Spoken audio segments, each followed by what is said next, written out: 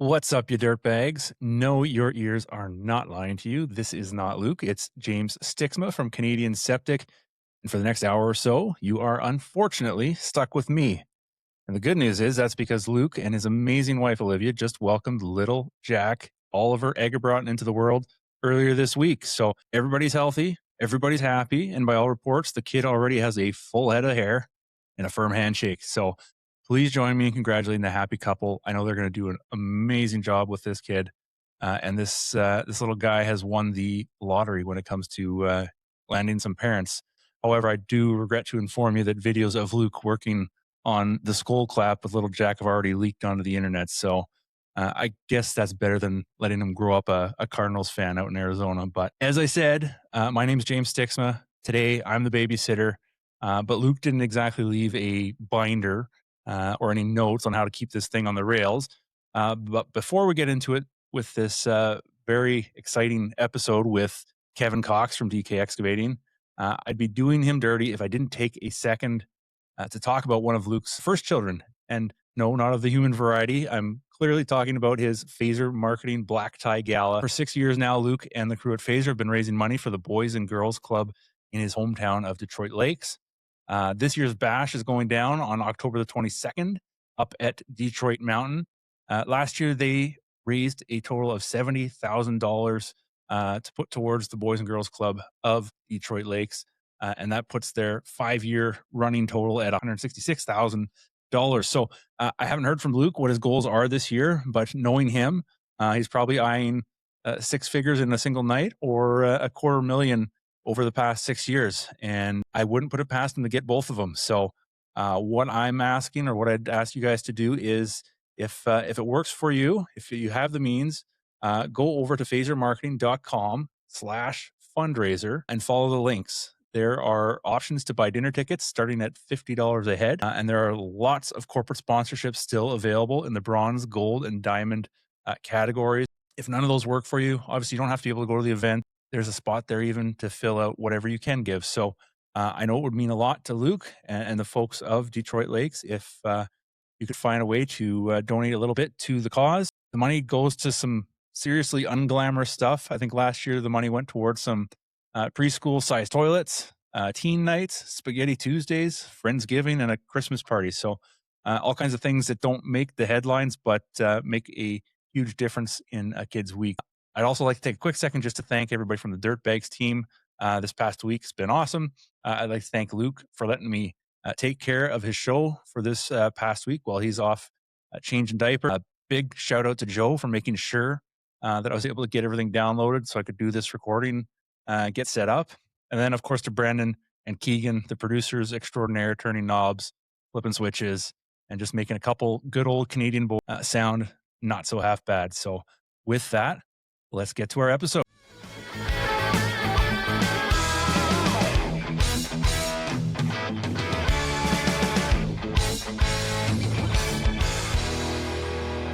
What is up, you dirtbags? It's James Stiksma from Canadian Septic here with you. If you're hearing my voice, you know that means Mr. Eggerbrotten is off changing some diapers and trying to catch up on some sleep now. So pretty excited when Luke called me to give me the opportunity to host one of these podcasts here. I thought it was the least I could do when he gave us a Super Bowl winning quarterback from his Minnesota Vikings. So thanks, Luke. I don't know that I'd ever return the favor, but when he did call me, one of my first guests, actually not it was my first guest that I wanted to reach out to, told Luke, and he was very excited about the opportunity to have our next guest on here. We have got the owner at DK Excavating out of Ontario, one of the premier septic installers out in Ontario. He started the business back in 2014. And you might even recognize him from a little HGTV back in the day when he was on with Mr. Mike Holmes out on, I think it was a Make It Right episode. Is that right, Kevin? Yes, sir. I've actually been on the show 3 times. But you've been on 3 times. Okay. Yeah. So the first one I think was in 2017. I was on I believe at that time it was the Homes on Home show, and then I was on the show 2 other times for the Make It Right one. So Okay. Right on. Well, the last time I was on it, I believe, was 2023. right on. Yeah, no, I'm just happy that you're willing to come and slum it with me, and you didn't hold out and say, "No, I want the real host of the Dirtbags podcast." So, I, Hey, we're I, both a I, bunch of Canadian dirtbags here, buddy. ain't that the case? Yeah. So we've got Kevin Cox from DK Excavating with us here today, and yeah, I wanted to run through some of the history, how you came to be, how you started with excavation world. So bring me back 2014. What were you doing before you got into DK Excavating? Um, so if we go back even further, I'm a farm boy. Grew up on the farm. I actually own the farm, our family farm now. So I have 100 acres here in Acton, Ontario, and kind of grew up here on the farm, driving tractors, baling hay with grandpa, bringing the cows up, like, just wholehearted country boy stuff, right? So I was always fascinated with heavy equipment and stuff like that. And I was probably about 9 or 10 years old, and the town of Erin, where I grew up, um, redid the whole main street. So there's, dozers and excavators and dump trucks and stuff. And, being a 10-year-old boy, lived one street back from Main Street, I was just glued. I either to the front window of the house if it was raining, or I was sitting on my bicycle, just taking in the backup beepers and watching the iron swing back and forth. So I was hooked from an early age. I was a big sandbox kid. My dad's been a heavy equipment operator basically his whole life. Obviously, farm boy as well. Grew up on the family farm. Kind of migrated into the construction world. And my uncle Gary actually owned Cox Excavating out of Hillsburg. So my dad was his main operator for 20 something years. So once I was old enough, I think I was about 12 years old, 12, 13 years old. It was the middle of winter, and my dad's out, they're pushing snow or whatever. And he calls me up and says, "Hey, do you want to come run a skid steer?" And I was like, "Hell yeah. Like, who's taking me? How am I getting there?" He's like, "I'm coming to pick you up. Don't worry." So sure enough, I go there, and dude, like, you couldn't smack the smile off my face. Like, I was just grinning ear to ear. It was like, imagine being you know, a AAA player and getting called in the big leagues. That's how Right. I felt. As a 13-year-old kid, dad just called me up, like, and in my mind, my dad is the best operator there ever was, especially at Right. 13 years old, right? Like, he was my hero. I just wanted to be like him. And he's calling me up saying, "Hey, I need you to come help me run the skid steer." I was like, "Hell yeah, brother. I am so there." So anyway, I go there, and, I'm doing, pushing some snow around and just getting my feet wet in this. It was an older, well, it was new at the time, but now it's old. It was I think it was a 2002 or something, John Deere 240. Wheel jobby, foot pedals, like serious farmer skid steer, right? But it was basically brand new at the time. And so I jumped in her, and I'm giving her like a madman, and runs out of fuel. I got the bucket stuck up in the air, runs out of fuel, I can't get out. Rookie mistake, right? So that was my first kind of experience with, messing up in the machine. And so I learned a very valuable lesson to, when you get in the machine to start it, you check the fuel gauge. So and I remember coming home with my dad that day, and, I just was talking about how much fun I had and what a great experience it was and how I was a good operator. My dad stopped me right there in my tracks and said, "You're only a good operator if other people tell you you're a good operator. If you have to tell somebody you're a good operator, you're not a good operator." So then that has stuck with me my entire life. I will never go around and tell you how good I am at what I do. I'll just show you. So, Right. and if you're impressed with it, I win. If not, well, I better keep practicing. That's awesome. So, yeah, so Such such a that was kind of the start. Got me kind of addicted to heavy equipment, and then I ended up working at a lumber yard in town when I was a teenager, 15, 16 years old, and so I'd, bombing around the forklifts and building lifts of lumber first off, and obviously that was my high school job. So after I graduated high school, it was, it was time to get serious about work and figuring stuff out. So I actually was a framer for about 4 months. And I quickly realized I don't like swinging a hammer every day, and I don't like carrying the skill saw off a ladder. Like that just wasn't my thing. Like I'm not not to say I couldn't build you a shed, probably wouldn't stand in it if I did. So I more or less begged my uncle to give me a job in 2007 after I had graduated high school. So I ended up going back to work for him, and of course 2008 the recession hit in the U.S. and Canada followed quickly behind. So I was kind of like more or less up shit's creek with work. I'd run this trim dozer a little bit and the skid steer and rubber tired backhoe. So that kind of work was drying up, and obviously the more experienced operators would do the stuff if they didn't have something more important to do. So I was getting sent home a couple days a week. So at the time, my dad was digging at a local ski hill here, and so I went over there and helped them and whatever. And then they kind of offered me a job there to kind of run their little Kubota tractors. And they had an old Dresser TD7 trim dozer for messing around on the hills. And I took that job and made snow and got to play around the groomer a little bit in the winter. So that was pretty cool. And so I worked there for a couple of years. And then I think it was like 19. I was like, this is a dead end job. Like I'm never gonna get anywhere doing this. So I ended up going to work for a trucking company and did my 310T. So I did all my mechanics apprenticeship. Um, I ended up not really working on trucks at all, actually, when I was there. Um, I just kind of naturally took to welding.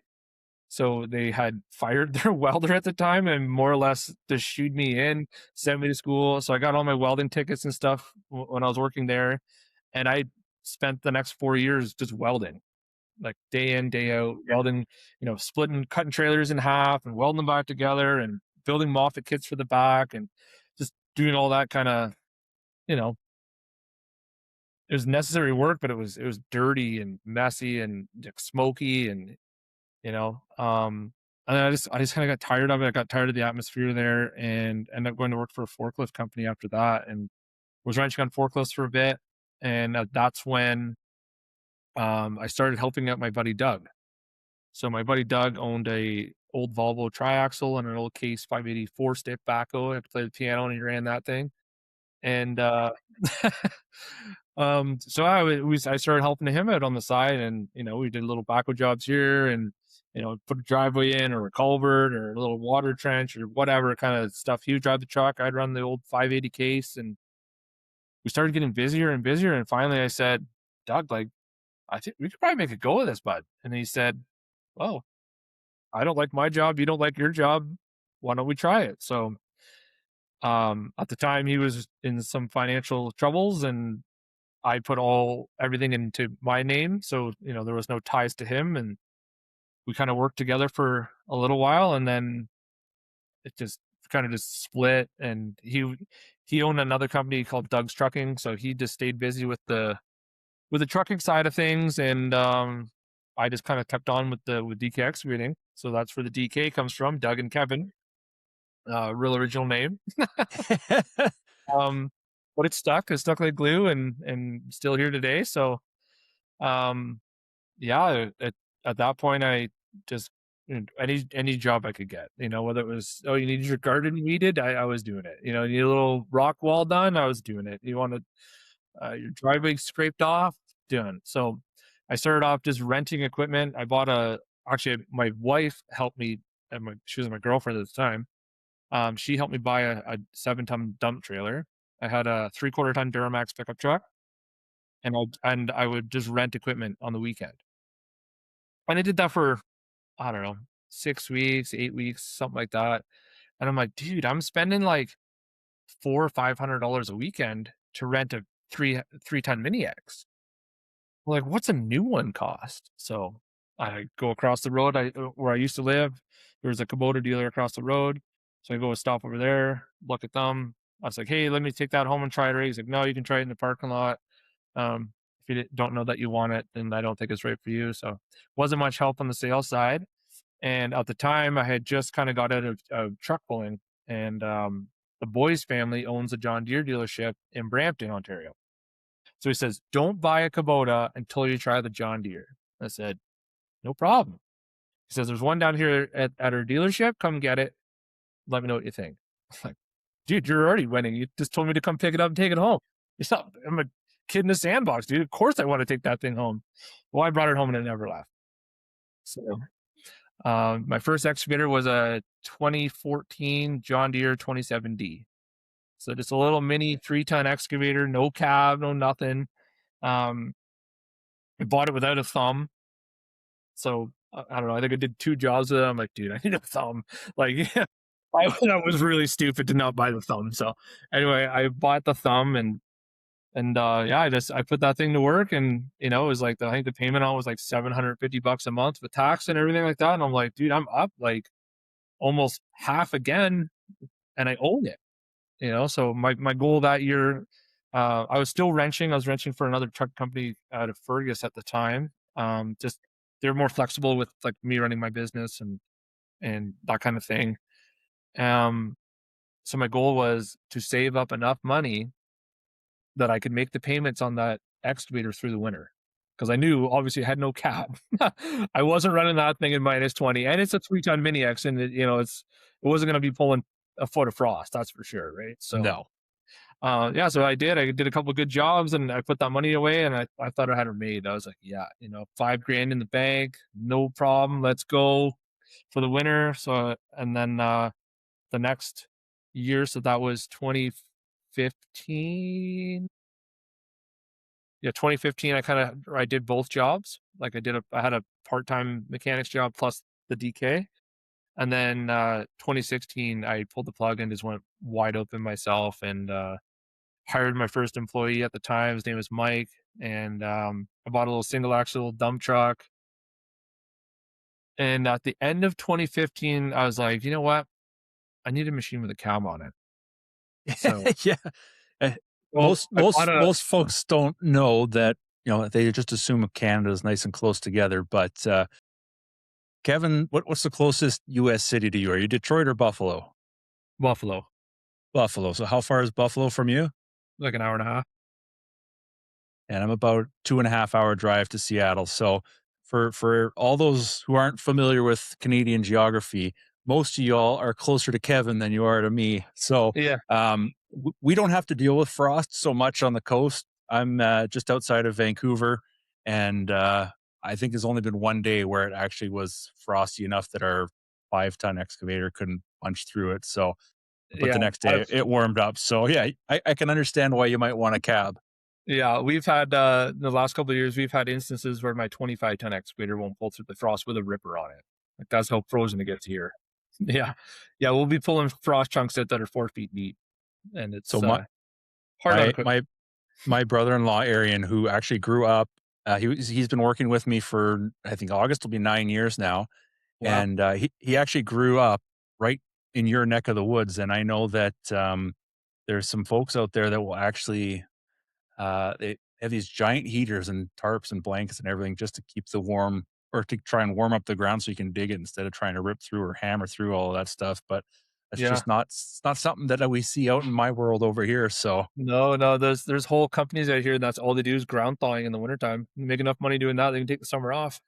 yeah, You know, crazy, for those crazy. big capital projects, they don't want to stop, right? So keep on So trucking. how many guys are you up to now? Like you've obviously year one. Actually, before we get there, what made you feel comfortable enough to leave behind that full-time job somewhere else and get into this? Like how did you come to that decision? I'm very fortunate in the fact that my wife had a very good job. So I was allowed to stay home and play and do whatever kind of made sense for me. So for the first 4 years of being in business, I didn't actually take a paycheck. Um, Okay. and thankfully everything worked out with me and my wife, and we're still together. I have 2 kids and everything. But um, yeah, like I for the first 4 years that we were together, like I contributed very little to household expenses. So she had a really good job.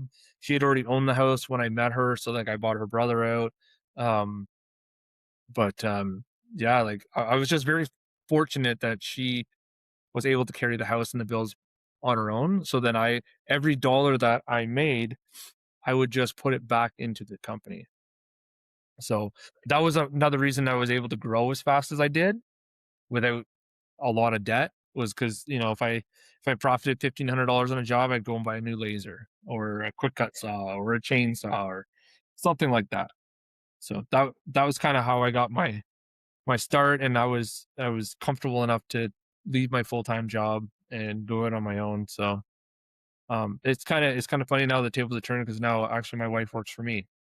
Yeah, I was So gonna say I know that Lori works for you. I wasn't sure if she was if there was enough to be full time in there, if she was still working outside of DK or not. But no, we actually um, have Lori runs the office, and we actually had another person in the office with her. That's how busy things got. So we do all of our own septic designs in-house.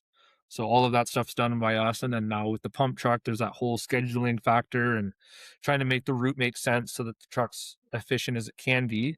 And then obviously like scheduling dumps and pumps and all that kind of stuff. And then she does a lot of the quoting on the more basic stuff. So she'll quote most of our septics, because it's a lot of the stuff's more or less copy paste, as long as you factor in how far you have to truck the material, and if it was the dump site required, and which machines. Like, she's been doing it long enough that she knows that stuff, or she'll just bounce it off me real quick. And then rarely do I have to sit in the office and do something. But if it's a complex quote where it's a big commercial building or something like that, and there's all footings and step footings and this, like, unless you sit in the machine and really understand what those look like when you dig it and the time it takes to do those properly, it's hard to quote that. So I'll sit in and do that kind of stuff. But for the most part, I sit in a machine all day, every day, and I more or less manage the site that I'm on. So nice. try to keep everybody in line. Hey, dirtbags. It's Joe from Phaser Marketing, and I'm here to tell you this episode of Dirtbags Podcast is brought to you by Elgin, a pioneer in on site wastewater treatment and a company built on purpose. For over 4 decades now, Elgin's been leading the charge in innovative, reliable, and engineer friendly septic solutions.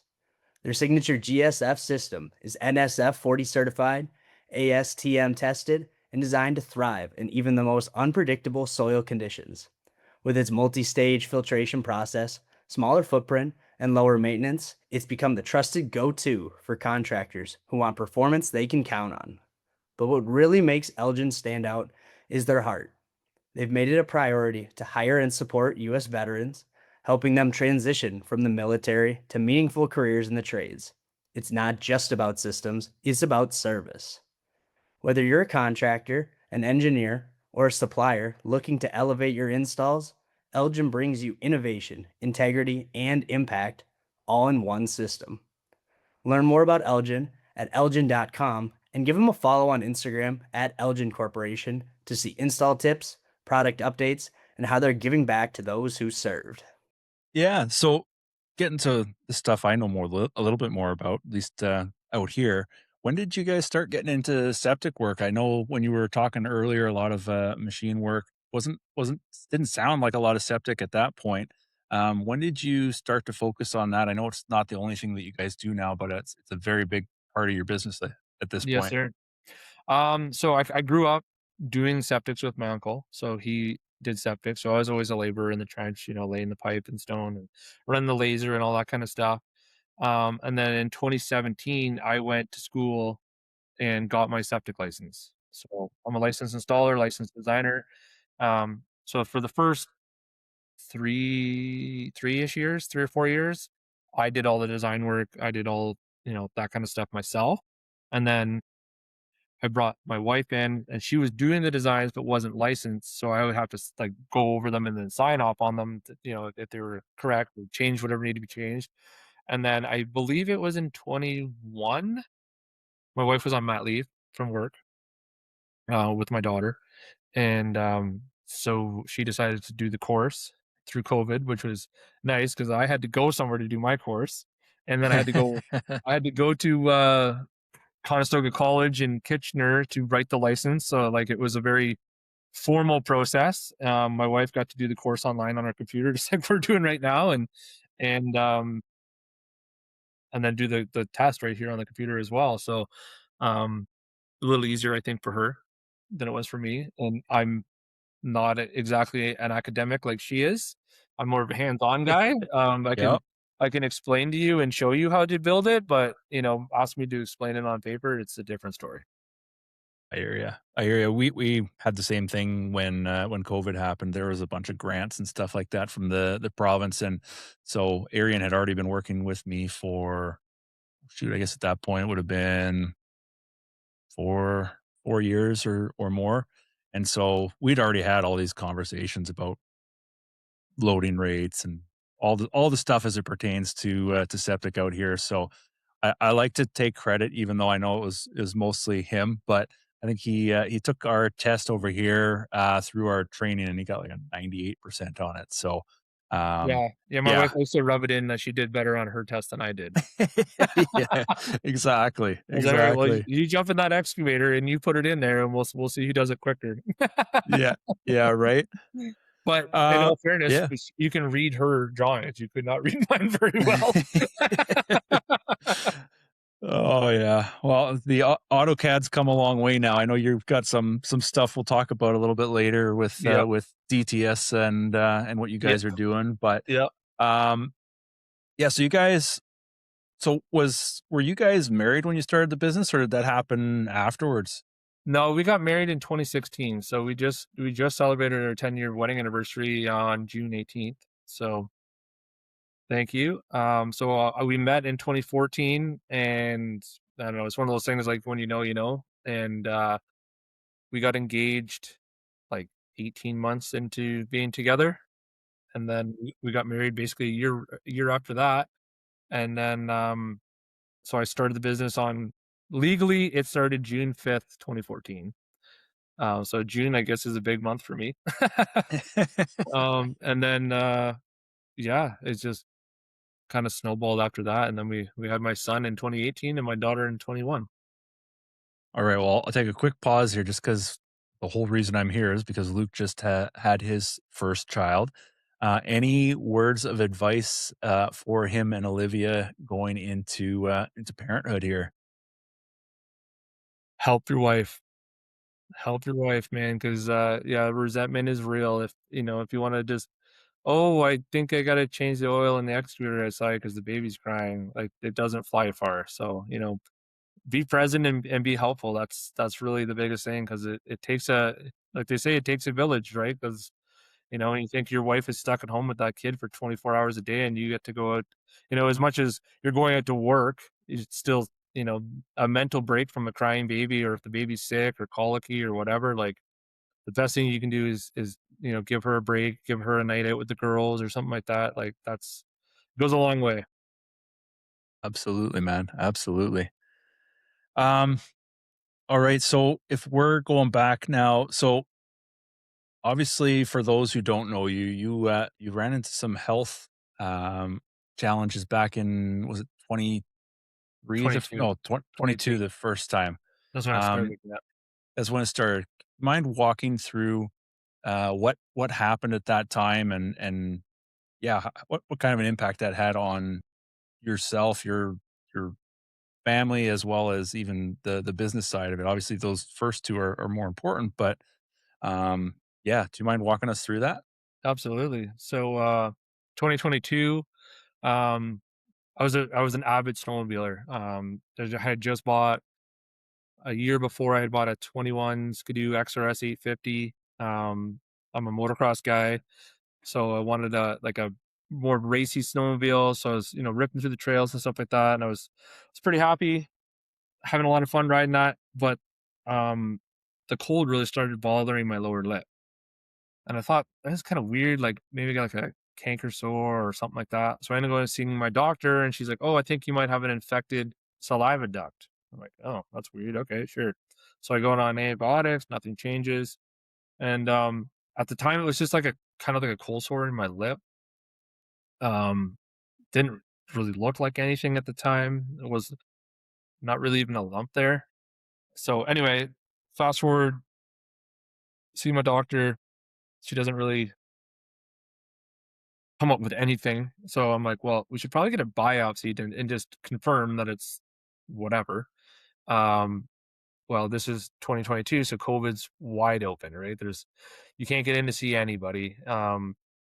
So my doctor had made me an appointment with an ENT specialist. Well, the wait was a year to 18 months. And I was like, dude, I can't wait. If this is serious, I can't wait that long. So my wife ends up calling around to any plastic surgeon, finally finds one in Georgetown. He sees me, he goes, I can take the biopsy, but I'm not confident I can put your lip back together. I was like, oh, okay. He's like, here's another guy, go see him. So I went and saw this other guy who's actually at the Toronto Cosmetic Clinic. So I go down there and I see him. His name's Dr. Austin. I see him, takes the biopsy, puts me like sews my lip back together. What is what it is. I look like I got punched in the mouth. Um, they send it to Texas. The results come back. It's a very rare form of melanoma. So I'm like, oh, super. So I go and see an oncologist in Brampton. She goes, if you're in your 80s, I'd look after you because, you know, if it works, it works. And if it don't, well, you're already in your 80s. But she's like, you're 32 years old. You're going downtown in Toronto. Okay. So I get transferred to Toronto General. So I meet a plastic surgeon and an ENT surgeon down there, both head of the head of their departments, top of the line surgeons. And they basically say, we're going to cut it all out. And I'm like, oh, okay. Like, I'm thinking it's just a little lump on my lip. Like, what? Sweet. I'll be in and out down here in a couple hours. No problem. They're like, no, this is a surgery. I'm like, oh, okay. So I didn't really comprehend just how intense this surgery was going to be. So they scheduled surgery for August 24th of 22. I show up in the morning. Obviously, at this point, my lips, it's swollen and split open from the biopsy because it never healed because it's now swelling and the tissue's dying. And I wake up. From what I remember, I woke up like basically the next day. Like I don't really remember. Apparently, I was talking and stuff, but I so drugged out I didn't remember. I was on the operating slab for 9.5 hours through that surgery, and wake up on the other side, and I am a mess. Right, like my arm is all cut apart. I got this crazy suction device on there, sucking the poison out, trying to get the blood flow to my arm so the graft takes. So what they ended up doing was taking part of my wrist. I don't know if you can see on the camera. It took part of my wrist and the tendon of my arm and rebuilt my face. So what they cut out of my face, they rebuilt it with my arm, and then they took part of my left thigh and rebuilt my wrist. So pretty crazy surgery. So now I have my wrist on my face. So I tell people I'm a little bit less lippy than I used to be. um, so yeah, so that was that, and I go through the surgeries and I'm in the hospital for 10 days, and if you know me, I don't sit still very long. So I'm always out doing something. So I am dying to get out. Like I am literally walking around downtown Toronto at Toronto General Hospital in my hospital gown, nothing underneath. Because I'm just like, I need to get the hell out of here. Like, I'm going to lose my mind sitting in this hospital room. And everybody on that floor is super sick or just had crazy surgery. So, like, it's not like you got anybody to hang out with, Like, you're just sitting in your room. You can only watch so much TV and so many movies before you need to go outside. And it's August. Like, I'm used to being outside for Right. 14 hours a day at that point, right? So, anyway, that's that. It was a big deal for me to take my son to his first day of school. So his first day of school was early September of that year. So like 2 weeks after I had surgery. So I had just got home. I want to say I got home on like the Friday before the Labor Day weekend. And then his school started obviously like the Wednesday or whatever after Labor Day. So I go to take him to his first day of school. So that was a big deal. Obviously I had a mask on because it's COVID. So as much as I was a anti-masker, I was grateful for the masks at that point because it just Right. it hid my face. So like I didn't want my son going to school and for his first day and like other kids going, dude, your dad's a freak show. Like what's going on with his face and stuff like that, right? So I was grateful for the mask at that point. I was pretty self-conscious on like how I looked, and generally I'm not a self-conscious person. Like you get what you get, and that's what it is. And I remember vividly, we went to the Acton Fall Fair, which is 10 minutes from my house, and this is probably a week or two after his first day of school. And we're walking around and whatever, and I see these, I don't know, teenagers or early 20s, and they just look like a train wreck, right? Like their hair is all different colors, and they got piercings everywhere, and they look like an absolute fuck show. And I'm like, you got up and chose to look like that. I didn't choose this. And from that moment on, dude, I was fine with it. I'm like, nope, I'm good. I didn't choose this. This is me. I'm fine. Everything's fine. Those people got up and decided that this is the look. This is it. And I'm like, you know what? I'm fine. So that was a big moment for me, was just kind of realizing, like, it is what it is. I can't change how I look at this point, and just dealt with it. And I was just more or less thankful that I was still here to, enjoy my kids and raise them and teach them how to be good humans and all the rest of it, right? And so coming out of that surgery, what was the prognosis from the doctors? So I got clean scans in October of 22. I met with my surgeons, like, yeah, no, very happy. So they sample the tissue and they take it off, and they give you like a margin, right? Like, oh, we're 1.2 centimeter margin on this side, we're 0.8 on this side. So they're like very clean margins. We got it all. I'm like, sweet, good to go. So we had a big party here in my shop that November. We called it the Fuck Cancer Party. Donated $10,000 to Princess Margaret, like fundraised it all through the party and stuff like that. We had a band. It was a wicked time. And I thought I had her beat, honestly. Like, I was in the clear, just looking forward to the rest of my life and stuff like that. And then I want to say it was around Valentine's Day, somewhere like that. I actually went to, it's a bike park in Markham called Joyride. So in the wintertime, I like to ride a BMX bike a little bit, just keeps me sharp, like, for my bike skills for riding and stuff in the summer. When I was younger, I raced very competitive motocross. Still ride now. I'm sure you guys have seen, if you follow me on Instagram, I still like to fly through the air like I'm 15 instead of I 36. mean, But here we are. most folks out in Eastern Canada have a backyard hockey rink, but Kevin's got himself a backyard dirt bike track. Yeah, yeah, and a hell of a track for that. So anyway, the boys I was there with, they're like, dude, like, I could backflip a BMX bike when I was younger, and it'd probably been 20 years since I'd done it at that point. And they're like, dude, just do a backflip in the foam pit. So I was like, okay. So I gear myself up and I send her down the ramp and ripped the backflip. And I think the first one I under rotated just a little bit, and I caught my arm lip on the foam. And I was like, that was not ideal. So didn't really think much of it. And then the next couple of days, it was starting to swell. And I was like, man, I must have hit it pretty hard, Didn't really think a whole lot of it. And then it just kept growing and growing and growing. And kind of, I ended up going to Florida for Daytona Supercross. This is, the very end of February. So my brother was getting married at the time. It was his bachelor weekend. It was at Daytona Supercross. So I drove down. I threw a dirt bike in the back of my truck. I drove down to Pax Track in Florida, where my buddy Chris was staying. So I stayed with him. My brother was kind of with his in-laws and stuff like that. And we met at Daytona, did the whole bike week thing. And like, I was deteriorating like insanely fast. Like the nerve pain and stuff in my face was crazy bad. To the point where I was texting my wife at like 2 a.m, and I'm like, I don't think I can drive home. Like, straight up, I don't think I can do the 20-hour drive back home by myself. Like, I don't feel well. I couldn't eat.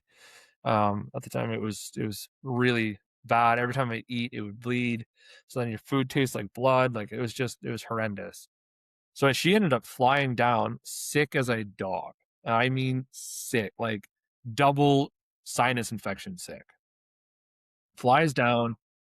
We get in my truck on the Sunday night and we drive straight through, get home. And like my wife's, she's emailing the doctors and stuff on the Monday as we're driving. We're just, switching back and forth. And they're like, we can get you in for an emergency CT scan Tuesday. I'm like, I'll be there.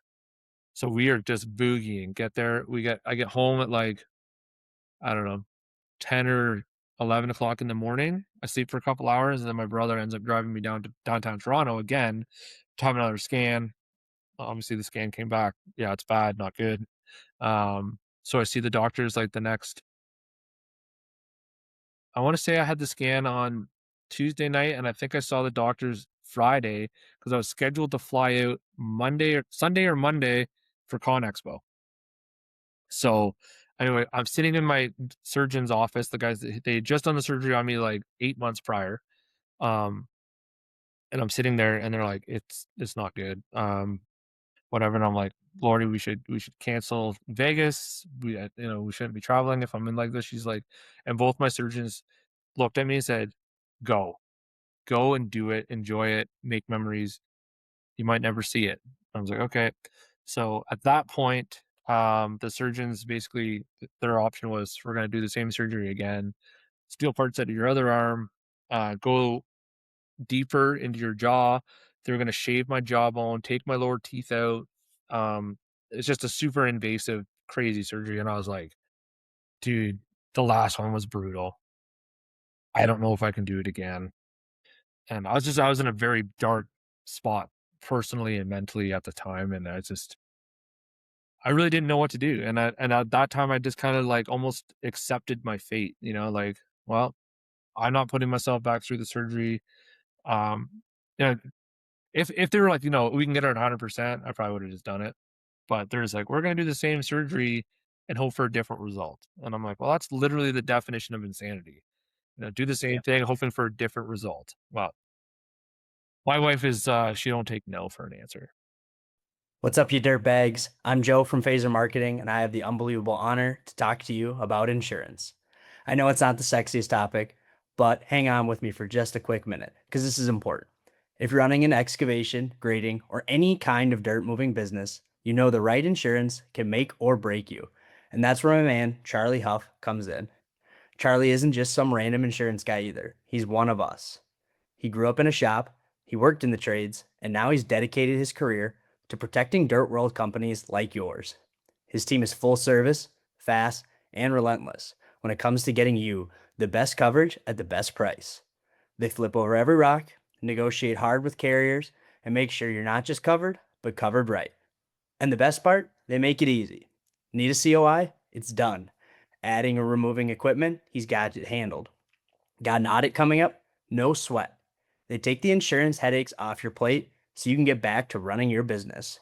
So if you want an agent who actually gets it, hit up Charlie Huff at 435-764-4833 to get your insurance dialed in. That was going to be So- my next question. Who found Yeah. Immunicell? So anyway, we go to Vegas, and I'm just, that's my first time there, and I'm in awe, right? Like, Vegas is crazy. Without the show, like without Con Expo, Vegas is crazy. And I'm so horny to go see these new machines and, meet all the social media guys that, I talk to all the time. And at that point I was really like a nobody on Instagram. I don't know what I had, like 4,000 or 5,000 followers, like just doing my thing, whatever. And I was, I'm huge fan of Ryan Goodfellow from Rock Structures. We're really good friends now. We chat quite often. But dude, he was like my idol. I was like, I want to meet Ryan. So go to the show. I get to meet Ryan. I get to hang out with Tyler Bierman, who's another hero of mine. I meet Jay from like the where my no Dream Tracks. Yeah, so he owns the moto in Florida. So I got to hang out with him, and I'm meeting all these other guys, and Sean from Felco, and all the guys that I talk to all the time. And like at that point I was already doing Felco stuff, and I'm hanging out with Anthony from Encon Canada. I was already a brand ambassador for Encon at the time. doing all their demo days and stuff here in Ontario. So it's just super surreal, and I'm just living life, and my wife's quietly in the background, just researching nonstop. Took her laptop, she's researching, she's finding all this information where she's calling all these sites or places in like Tijuana, Mexico, and stuff like that. And I think what happened was she got onto one of their websites, and one of the phrases was dendritic cell.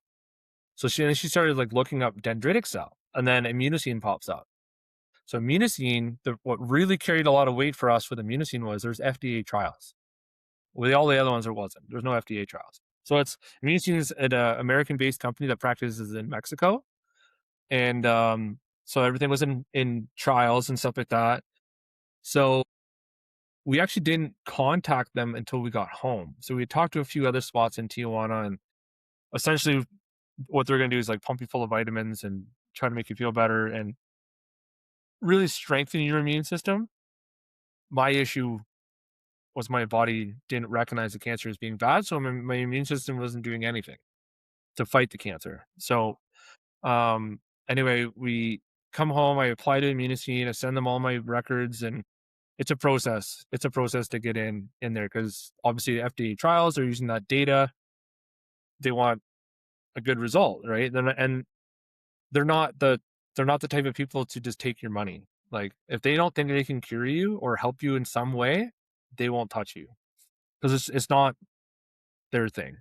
They want to be able to help you out, and they obviously want the data to help support Need their positive results in right. order to pass the Yeah, FDA trials. Totally. absolutely. So anyway, I get accepted to immunosine in April of that year. So I had just got home from Con Expo, kind of was doing my thing, got accepted, and yeah, then it was like, okay, where do I get the money? Yeah, How because do I fund this?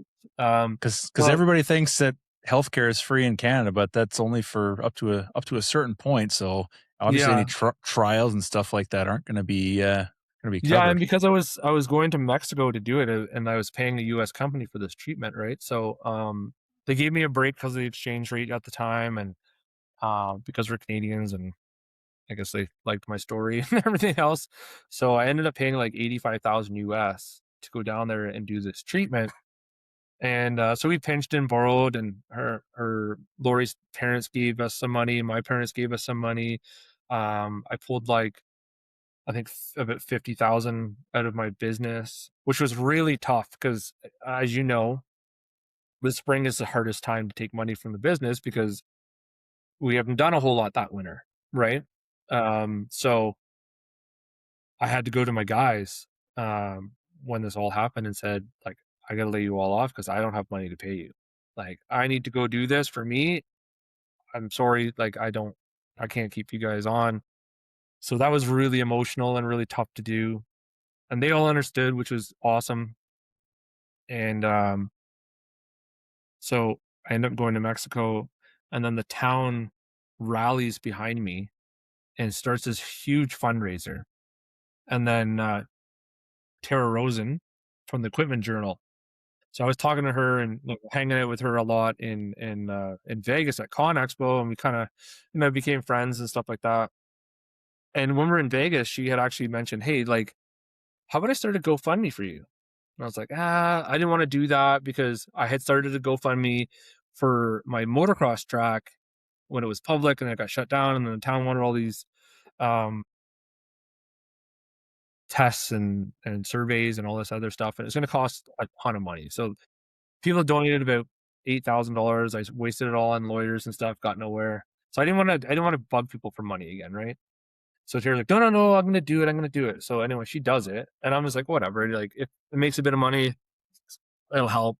Sure. Like, we already paid for the treatment and stuff. So anyway, I'm in Mexico, and I'm getting updates steady from GoFundMe.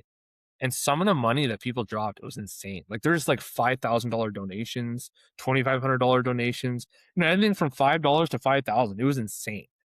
So I can't remember what that final number was, but it was like close to 90,000 Canadian that was raised on this GoFundMe. And I mean, a lot of it was like the power of social media, right? Like tons of people like, followed the story, and like, like Ryan was a huge help from Rock Structures. Like he's got a huge following on Instagram. Well, he's posting my story and my GoFundMe and stuff all the time.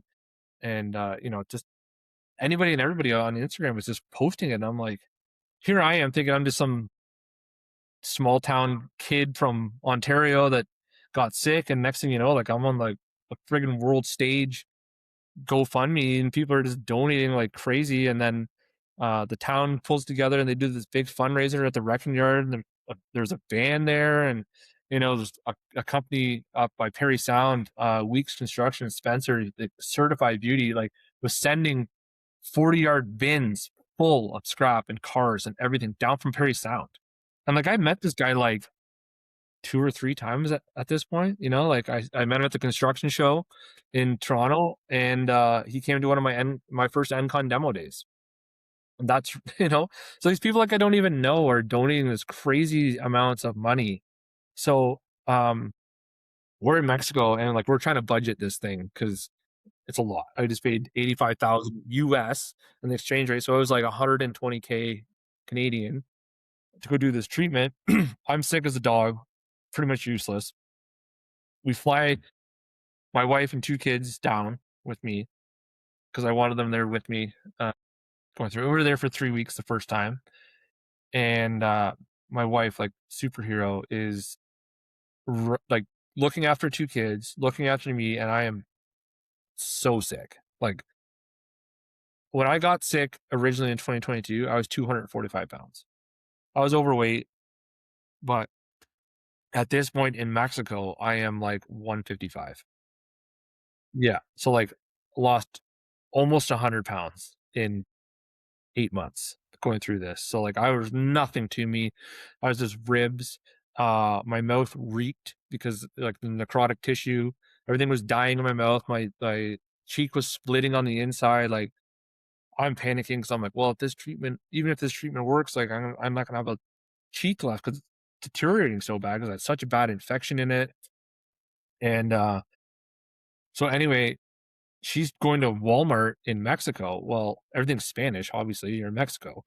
And we were in an Airbnb that was like, I don't know, maybe half an hour drive to like the resort zone. And like the resort zone, like, there's lots of English because it's all tourists. Well, we were in Mexico, not tourist Mexico. Yeah, and up here we don't get Spanish up here. We learn a little bit of French. No, a little bit of French. We get a little bit of French. So all of our Spanish is whatever we catch from the kids watching Dora the Explorer. Like that's it. That's right.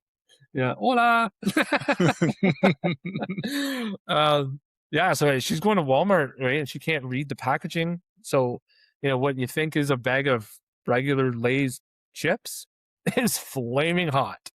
So she's going and buying all this stuff, trying to feed the kids. And, I guess Uber's down there is like a super no-no. So she booked an Uber, and like basically like there's almost a fight with the Uber and a taxi company. Like it's a whole thing down there.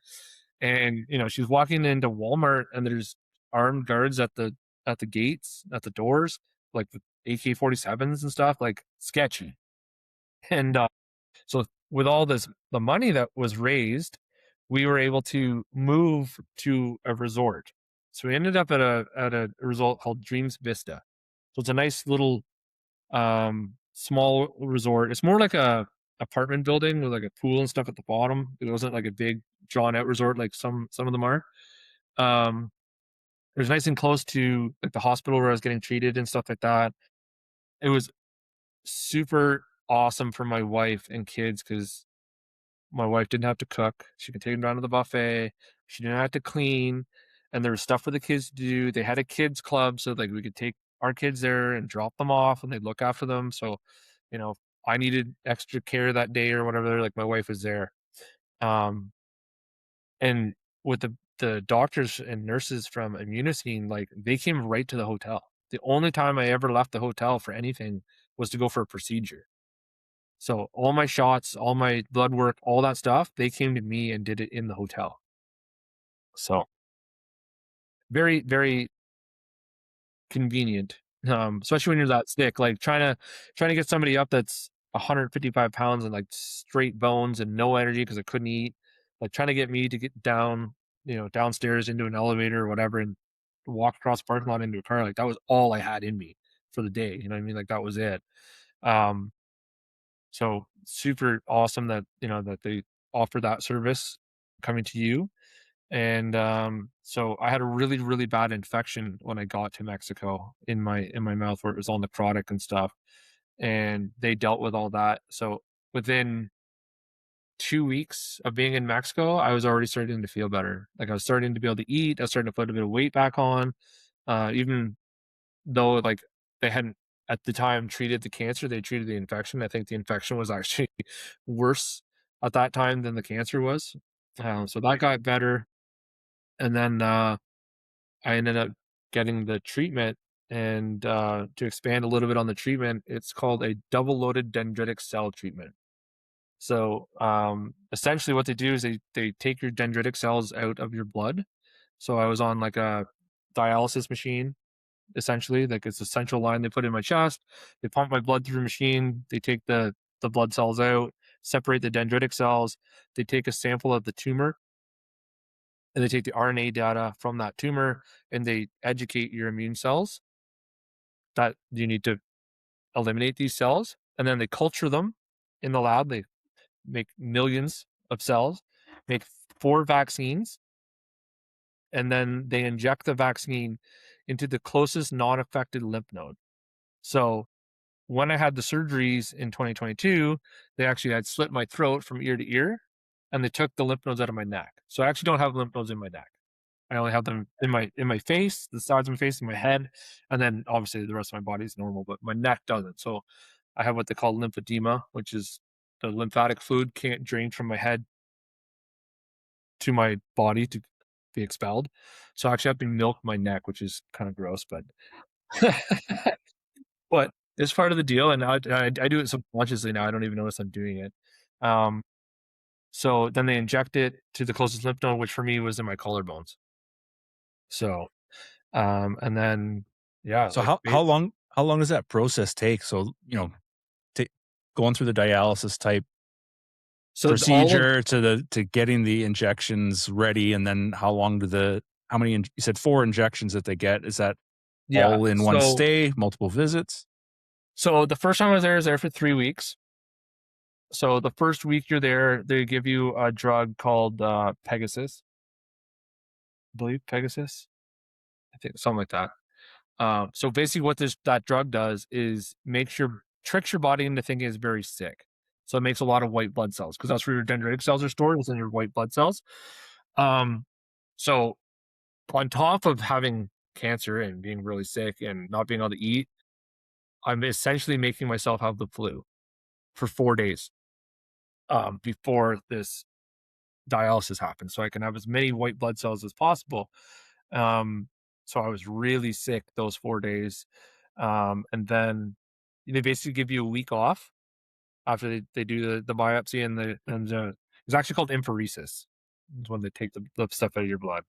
But it was about a week after that, and then I got the injection, and then I stayed for a couple days after the first injection. And then I went back home for a week, and then I went back for a week. So then I did some more things in Mexico. They did another injection. Stayed for a couple days after. They wanted you to stay for a couple days after just to monitor there's no like negative effects or like something happens or whatever. And I mean you don't have to fly back and forth. You can stay. I The first time we were there for the 3 weeks I had my kids, so they also needed to come back. My son would just started kindergarten, so he's in school. Daughter's in daycare. We have a business to run at home, which was challenging. Um, so we were flying back and forth. So the second time I went down, my brother came with me, and so we went golfing. Just trying to enjoy the time as well as be there for the treatment, right? So I go back, do the next injection. I go home for a week, and then the last time I go, my wife comes with me, and my best friend and his wife come. So my friend Cody, we've been best friends since we were like 10, and he was actually after all this, he actually came and worked for me for 2 years. Now he's a full-time firefighter, so if my house is burning down, he'll be here to fix it. Hopefully. Right on. So yeah, so they did the 3 injections, and then they always keep a 4th one for a booster. So like if for whatever reason it wasn't working fast enough or whatever, they always had a 4th option. So that 4th injection for me is still there. Okay, so it's sitting on ice. Yeah, sitting on ice in Mexico. So make sure you grab the Corona and not my vaccine. Wow. So yeah, and then I came home, and so prior to going to Mexico, I was on an immune therapy here in Canada called how was it called? Keytruda. So basically what that is like giving your immune system cocaine and letting it go loose. Like the thing is supposed to go crazy. Again, the issue with my immune system was it didn't recognize the cancer as being bad. So it wasn't targeting attacking the right cancer. thing. Yeah. And the scary thing with Keytruda is your body can start attacking other shit because it's just looking for something to fight at the time, right? It's like a drunken guy at the bar. It's just looking for a fight. So, it could be your heart, it could be your liver, it could be your brain, it could be your eyes. Like there's a lot of risks with it. So I got off of it when we found out it wasn't working. Hey, dirtbags. This is Joe from Phaser Marketing, and I'm here with this brief pause to let you know that this episode of the Dirtbags podcast is brought to you by Sledgehammer, where science meets sustainability. At Sledgehammer, they're not just treating wastewater, they're transforming it. By introducing cutting-edge microbiology into conventional septic systems, Sledgehammer is making waves in the world of environmental engineering. Their secret? It's not high-tech hardware, it's smart biology.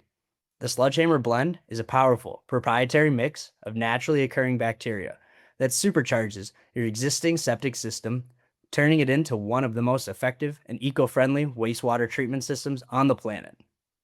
Sledgehammer systems are NSF 40 certified for single-family engineered designs and rigorously tested to the IMPO IGC 180 2003 standard for both proactive and rejuvenation applications. They're also listed under the Uniform Plumbing Code, giving you confidence in quality, safety, and compliance. It's clean, it's efficient, and best of all, it's sustainable. No chemicals, no overhauls, just a smarter way to protect our water and preserve our planet. To learn more about how Sledgehammer is reinventing wastewater treatment for a greener future, check them out at sledgehammer.net and check them out on Instagram at Sledgehammer Group Ltd, where you can learn more about their installer network partnership program.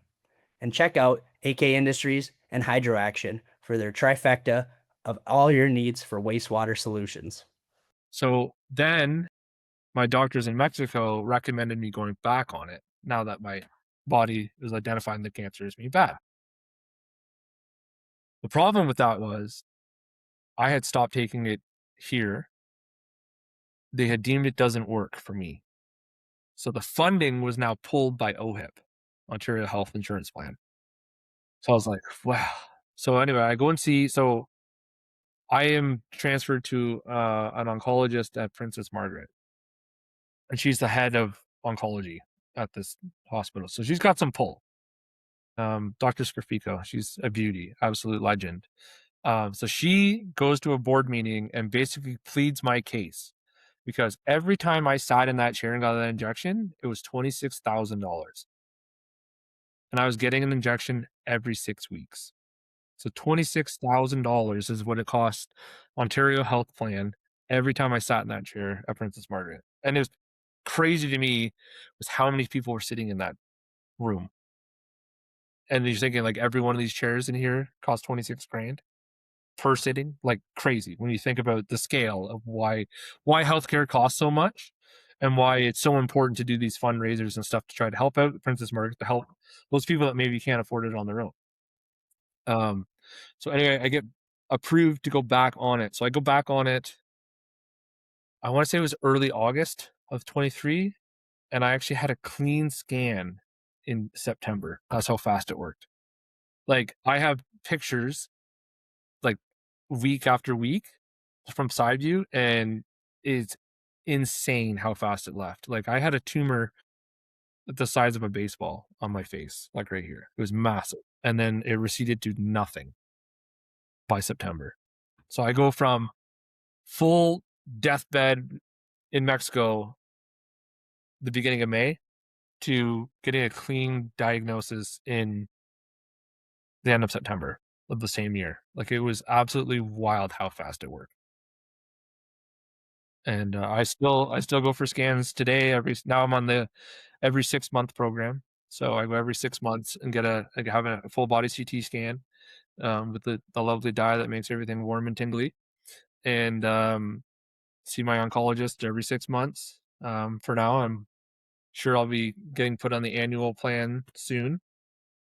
So I actually have an appointment in August to go and do another scan and see her again. But pretty impressive stuff. And so are you still taking those $26,000 shots to this day, No, I or? took those for, I think I took them until February of 24. Yeah. Yeah, February of 24.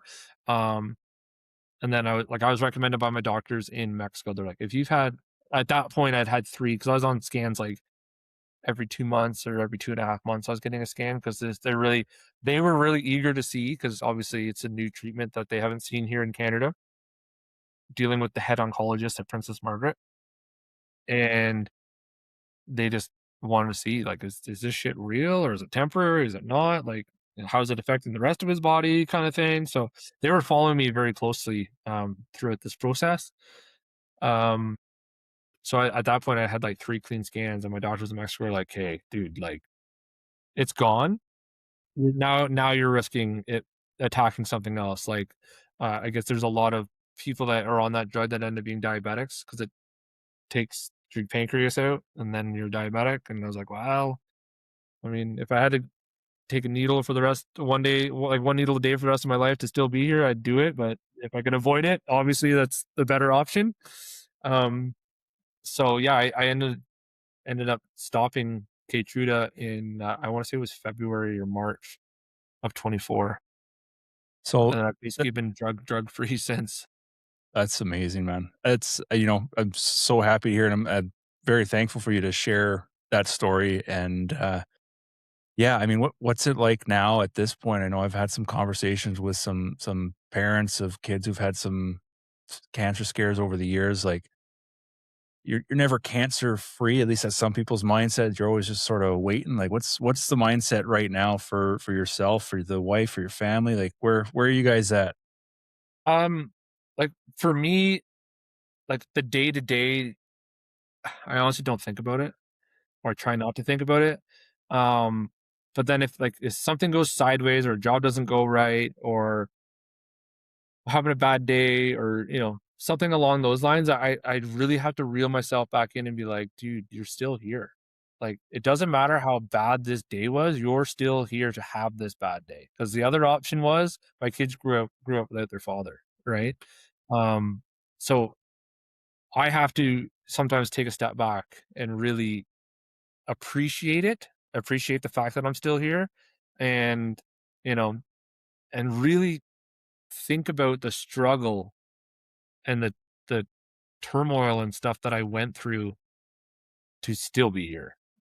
Like, and really be grateful for the people that were in my court, and all the people that helped me and donated and were there when I needed them, and to my crew of guys who are still here with me today.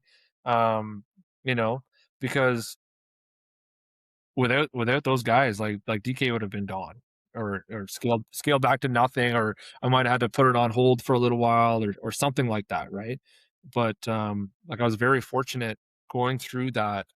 My main 2 guys, like my brother, Josh, and my other main guy, Austin.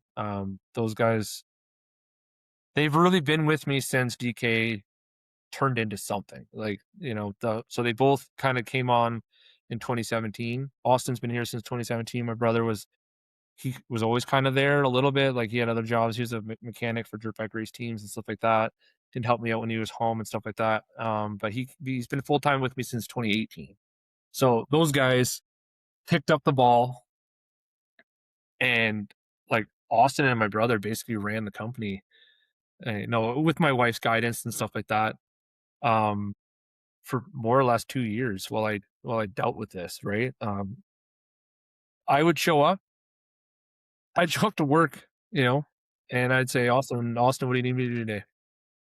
Because I didn't have any input on any of it. Like, I just showed up. I was just an operator. I just did what I needed to do, and I did the job. And I'm so thankful to him for stepping up and doing that, right? Because he didn't have to. He could have jumped ship and made the same money I pay him wherever. He's a hell of an operator. He can do anything for the most part that I can do. You know, I'd say the only thing that I better than him at it would be running a trim dozer, and that's because I do it a lot. And he, you put an Encon on the end of an excavator and let him at it, and it is crazy what he can do. He's like a Swiss Army knife. So, very, very fortunate to have those guys in my corner, and and that's especially when I laid them off when I first got sick, right? I was like, sorry boys, like I can't afford to pay you.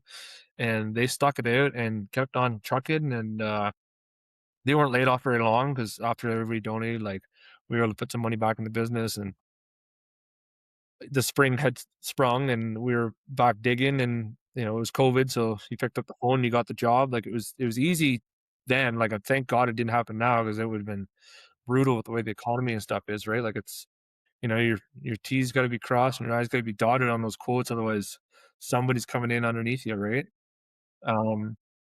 So yeah, very, very fortunate to have those guys. And kind of a funny story, just to go back to when I got out of the hospital the first time in 2022. I'm dying to get out. I need to be home. I got to get home. So my wife, absolute legend, slept on the hospital floor for 10 days. The floor. She walked downtown Toronto to like a little Canadian Tire that's like under a building. Gets a blow up air mattress, because I was dying in the hospital. Like, I had a feeding tube in my nose. I wasn't allowed to drink or anything. I had a swab, like a dip in water, and like water wet my mouth. Like, it was brutal. Dry mouth like you'd never seen. Still brutal now because my mouth doesn't close fully. Um, but so she's done. Right. She is exhausted. She's sore. She slept on an air mattress on a concrete floor in a hospital, listening to the beeps, them coming in and checking on me at all hours of the night to make sure I'm still doing what I need to be doing, giving me my meds. And so she didn't sleep well or anything for those days. So she comes home and I'm out messing around, and I got my arm is all chewed up, right? It's all glued and stitched back together. My neck's stitched back on, and my new lip arm thing is stitched to my face, and here I am. I just want to go mess around. So through Kevin fashion, I come home and walk down to the shop. Nobody's here. The guys are all out working. Well, my brother's CRF 110's in the shop. You better believe I got on that bitch and rode it. One arm and everything. And I'm out touring around my property on the 110. And then I knew where the guys were working. They were working up the road, hauling some screen topsoil in from my yard. So I see my brother pull in, and I said, go up to him. I hadn't seen him in 10 days. And he pulls up and he's, we're shooting the shit, whatever. He's glad to see me. Everything's hunky-dory. And I said, where are you going? He said, I'm just going up to the job up the road. I said, okay, I'll come with you. So I haven't been home for an hour, and I've already been on a dirt bike, and I'm now in the passenger seat of a triaxle dump truck going to work. Right. And I said to my brother, because like Lori had gone in to sleep because she was dying, exhausted, and the kids were, I think one was still at school. No, we're there on summer holidays, so they were both in daycare. So no kids at home. The dogs were quiet. Everything was mint. She goes to bed, and I'm like, this is my chance. I'm getting out of here. So I leave, and I show up to the job site, and I get out, and like my guys, they couldn't believe what they saw. Like, I'm standing there in the flesh, and they come running over to me, and like, this is probably the one and only time like Austin's ever hugged me.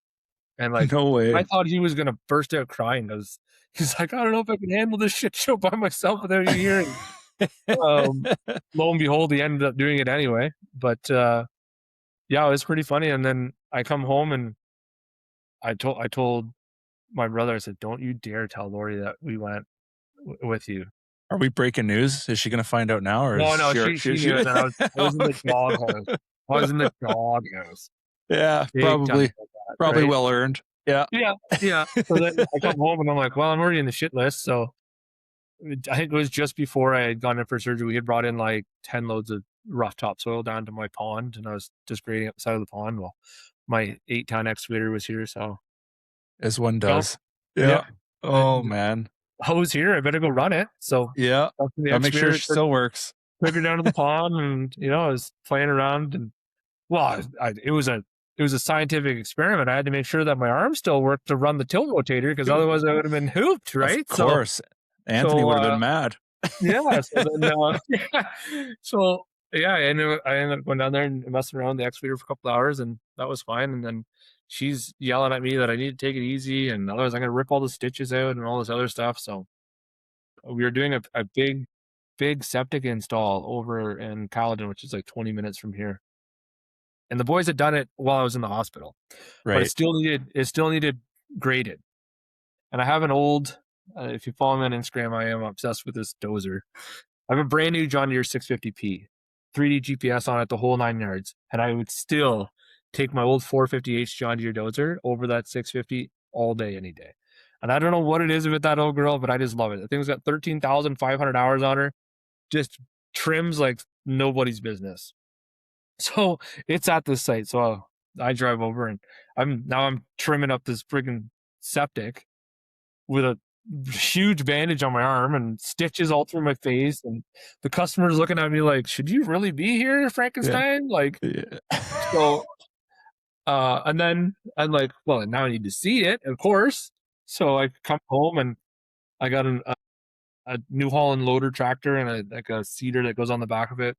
So of course, I load her on the float myself. I chain her down. I drive it over, and I seed the lawn. I come back, and dude, I am beat. Absolutely beat. At this time, my wife's like, "See, I told you, you're supposed to take it easy." So then I had to take a couple days off to recover from that. Yeah. Wives are always right. They know. They know. Yeah. So yeah, I didn't stay down long. As soon as I was, let off the leash, so to say, I was gone like the wind, and right back at her. So I was I was back to work as soon as I could possibly get back to work, and I started trying to just work half days. So I go out with the boys in the morning at 7, and I try to work till lunch. That was my goal every day, and then every week or so I tried to make it an hour later. Like make it to 1:00, because a lot of the issue I was having was I couldn't eat very well because my face was all messed up. So I didn't have the calories to maintain my energy level, right? So by 1-2 o'clock in the afternoon, like I needed a nap, which is probably good for my body to rest and do its thing, right? Especially fighting off infections and whatever else after having that kind of surgery. So yeah, that's kind of a funny little story after I had the surgery. Wow, man, that is unreal. It's quite the testament to your will and desire to get out there and work. And yeah, well, that just shows like it's not just a job to me. Like I do this because I love it. I don't do it just to make the dollar. Like most of the time I do this stuff for free. Like sometimes on the weekend I'll just jump in the dozer and go groom the tractors for something to do because I love doing it. Yeah, no, exactly. I mean, if everyone could be so lucky to get to do what they love for a job. So yeah. I've got so much more, but I probably got to leave some meat on the bone, because I know after this one, Luke is definitely going to want to follow up with a second episode at some point here. I know Absolutely. we didn't even really touch on any of the GPS stuff, the Incon, or really get into the pump truck stuff at all. So I think we'll probably wrap it up there. I think we're already over an hour 10 at this point. So Kevin, thank you so much for joining us. This was truly an awesome experience. I really appreciate you saying yes when I reached out to you to do this podcast. And again, amazing story. I really appreciate you, and I guess we'll catch you on the next one. Yes, sir. I had a blast. I really appreciate you reaching out and and give me the opportunity to kind of tell my story, because hopefully it inspires somebody else to, not take no as an answer, or there's more ways to skin a cat than just what they offer here or wherever they are. There's always another way. Awesome. Awesome message. And from Dirtbag Studio north of the 49th, that's a wrap. Yes, sir. Thank you.